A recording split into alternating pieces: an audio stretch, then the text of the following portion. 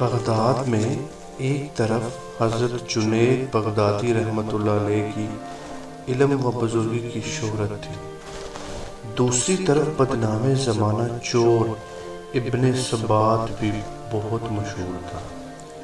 Baghdad والے ابن سبات کو برائی کی دلدل کہتے تھے۔ ابن سبات کے والدین کا بچپن میں ہی انتقال ہو گیا تھا، پھر وہ چور کیسے بنا؟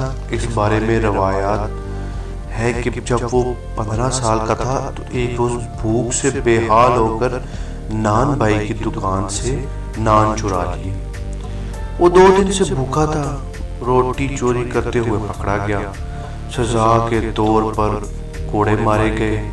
بھوک اور سزا کی شدت نے اس کے ذہن پر ایسا اثر ڈالا کہ معصومیت اور جھجک کی جگہ غصہ اور بغاوت نے لے لی۔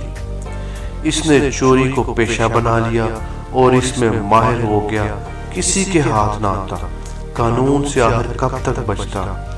ایک روز پکڑا گیا، سزا ملی اور ایک ہاتھ کاٹ کر جیل میں ڈال دیا گیا۔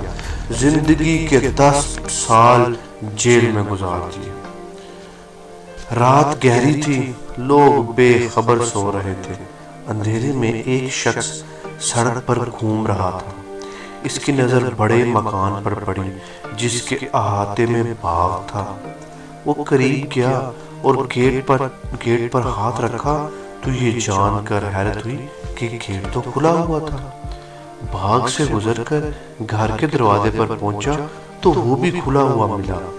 اس شخص کو حیرت ہوئی کہ لوگ چوری کے ڈر سے دروازے کھڑکیاں بند کر کے سوتے ہیں، پھر یہ کون ہے جسے چوروں کا خوف نہیں ہے؟ وہ دروازہ کھول کر اندر داخل ہوا تو اسے یقین نہ آیا۔ وہاں سوائے چٹائی، تکیے، کچھ ٹوپیوں اور کپڑے کے چند تھان کے علاوہ کچھ نہ تھا۔ اسے سخت کوفت ہوئی کہ اتنے سالوں بعد واردات کرنے کا موقع ملا، لیکن یہاں کوئی قیمتی شے ہی نہیں۔ سوچا کہ کچھ نہ کچھ ہونے سے کچھ ہونا بہتر ہے۔ تھان اٹھانے کی کوشش کی تو ایک ہاتھ نہ ہونے کی وجہ سے بوجھ نہ اٹھا سکا۔ یہ چور ابن سبات تھا۔ سخت سزا کاٹنے کے باوجود چوری کی عادت نہیں گئی تھی۔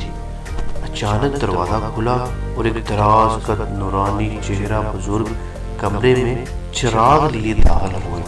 ابن سبات گھبرا گیا، ماتھے پر پسینے کے قطرے آ گئے۔ بزرگ نے فرمایا، بیٹا تم چٹائی پر بیٹھو، پانی پیو، میں جلدی جلدی سامان سمیٹتا ہوں۔ ابن سبات کی سمجھ میں نہیں آیا یہ کیا ہو رہا ہے۔ وہ بہرحال وہ چٹائی پر بیٹھ گیا۔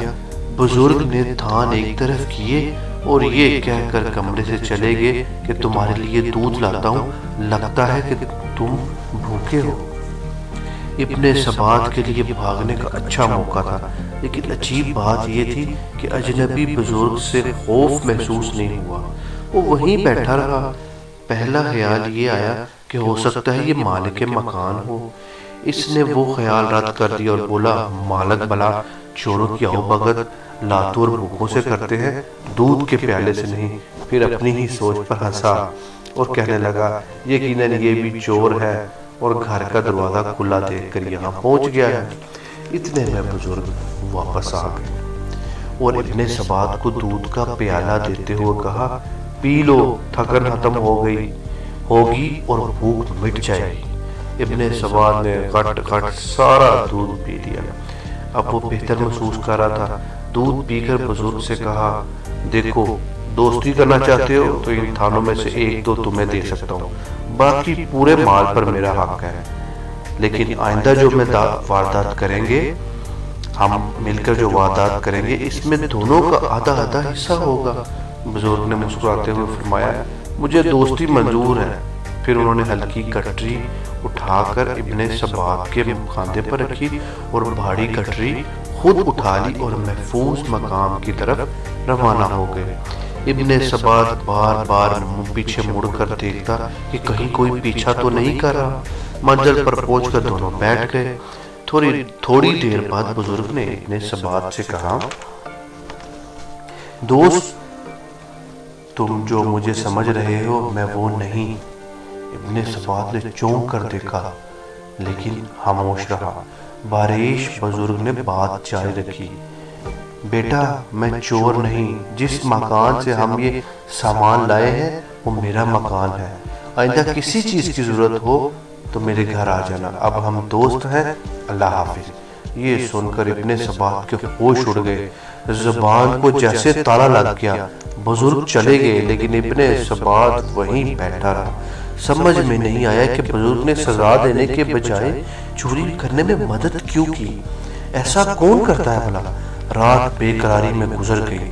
اگلے روز وہ اجنبی کے گھر کے باہر تھا۔ ایک آدمی وہاں سے گزرا تو ابن سبات نے اسے روک کر پوچھا، بھائی یہ کس کا گھر ہے؟